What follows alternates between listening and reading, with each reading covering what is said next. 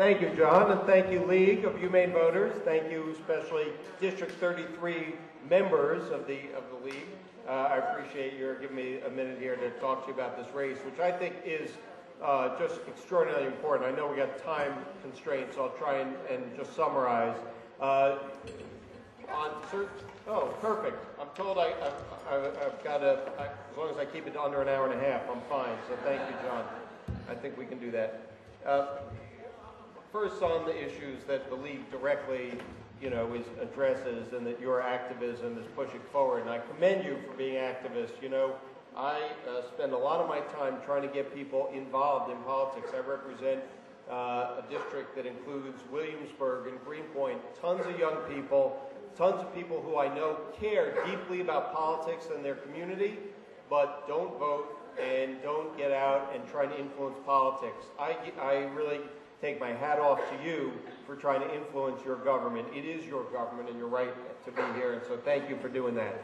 On League of Humane Voters issues in particular, I do support the carriage ban. I do think that's an inhumane industry.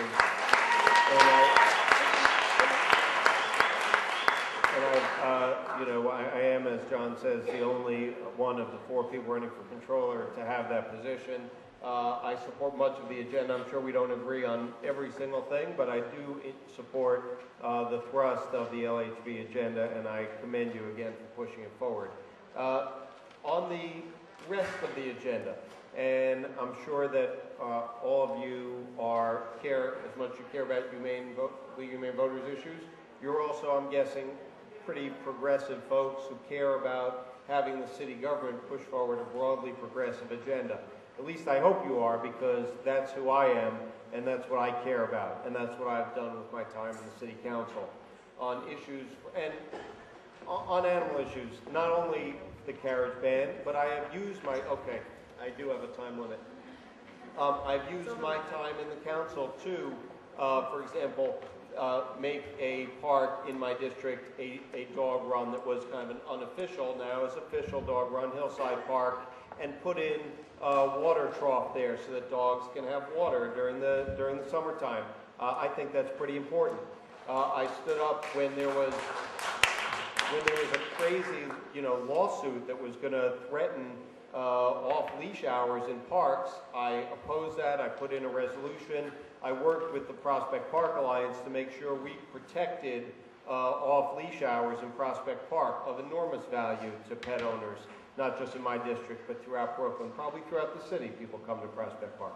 But on the broader agenda, affordable housing, I think, is as important an issue as there is facing the city. We're out of time, actually, just in time, because we're getting to human issues.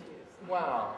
You told me, all right, fine. But I don't have a time limit, but listen, I do have a time limit, but I very much want the League of Humane Voters support. I think when you look at the record of what people have done in the council, you won't find a candidate who's done as much as I have in the council to push forward the agenda, and I'll do the same as controller. Thank you. Well, actually, are there questions? Questions? I'm not supposed to ask questions, but I have a question for you, because I know we've talked about this before. There's a bill in the city council that we've talked about that would ban the use of elephants and other wild animals in the circus. And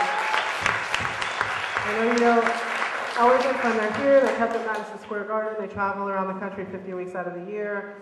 They're beaten to perform tricks. They live in a tiny space and a stadium made for rock stars and sports teams. And it's really very cruel. And so I wanted to know if you would commit to supporting that bill. Look, I know it would be easy to say I support it, and since it's not a bill that I know is, anything's going to happen on, honestly, in the next few months, I could do that. I will tell you, because I knew I was coming here, and I thought if I could say in good conscience that I support it, that would be a good thing. I called again, one of the people who I respect the most on these issues, the Director of Education at the Wildlife Conservation Fund, which I actually have no idea, maybe because they run the zoos.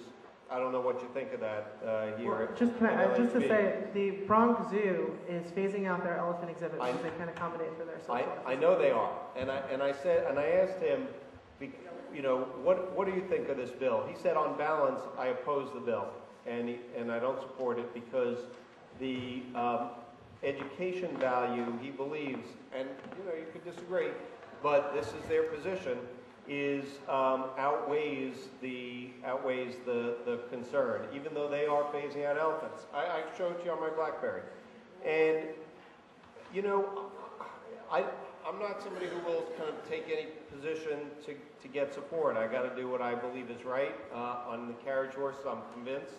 On this one, I'm not convinced. I'll continue to look at it. As long as you keep an open mind. I do. Fantastic. I will keep an open mind. I'll continue to look question. at it. Yes, I would like to ask you one. I've been a volunteer at the Bark Animal Shelter for 10 years, and they've been there for 20 years. And they say you've never come down, you've never made any attempt to talk to them or make any gestures. They're in your district, and they know nothing about you because you've done nothing to help them. I'd just like to know what your position is on helping animal shelters, not just the city shelter, but all of the animal advocates, all the animal rescuers, and an animal shelter that's been around for 20 years in your own neighborhood. What are you going to do to help animals? Well, it's funny you say that. I don't. Because you've been double talking us, I'll tell you. Really? Let's not. I'm curious to hear you No, elaborate let's on not get that into that.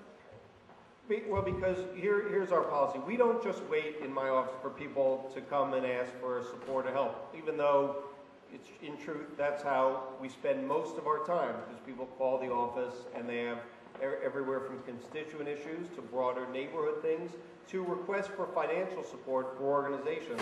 We, of course, you know, we get maybe 300-400 of those, and we spend our time on that. But I do affirmatively go out. For example, I realized after 6-8 months in office, we weren't getting a lot of calls from my public housing constituents. And if I was going to serve public housing residents as actively as I serve my Brooklyn Heights and Park Slope constituents, I was going to have to make an affirmative effort to get out there and see what issues there are that need to be addressed. So I've done that. Have I sought out Bark? I have not. But that... I'm shoveling now. All right, enough. Honestly, I guess I would put Bark in the category of things that I feel like when they have an issue that they need the council to address, they'll call me, and they have not. Final question, and please try to be respectful to David. He did come out to show his support. We appreciate having him. The new pet policy in public housing was brought up earlier, but I wanted to tell you something about enforcement. The law, there's a law that everyone that has a pet in public housing has to have them spayed and neutered. And last week, I went into public housing to interview people, and I ran across a guy who lived there, living there for years. He was breeding pit bulls at one point in time, and he had a 60-pound and a 70-pound Rottweiler, 2 and 4 years old, both not neutered and not spayed, and he was thinking about breeding them. This has been the law since they've allowed pets in public housing. Why has the spay and neuter law not been enforced? It is a method of prevention, and I think it's very important. If you want to latch on to an animal issue, I think this is absolutely extremely important in preventing reducing homeless animal populations, reducing endangered species. Okay, I'm now even extra glad that I came here this evening. I knew I would be glad. I get to talk about issues I care about to you, but that's a great issue. You know, in general, NYLHV, the people that run public housing, NYLHV, New York City Housing Authority, do such a poor job of executing. I mean, their policies on paper sound great, but meanwhile, you can't go to a complex without one of the buildings, the front door lock will be broken so people can get in and out at will. Half the elevators don't work, and it turns out they don't even enforce their own policy. So one of the reasons I'm running for controller is I want to bear down on NYLHV hard and make them do the job that they're supposed to be doing for the people that live there and for the animals that live there. So I really appreciate you giving me that issue. Thank you.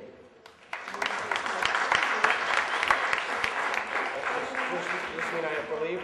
Look, again, we share the agenda not just on carriage horses, but beyond. And on the broader progressive agenda, you won't find someone who's done more on affordable housing, on creating middle-class jobs, on the environment than I've done in the council. With the tools of the controller's office, I can do it times 50. I ask for your support in helping to get there. Thank you.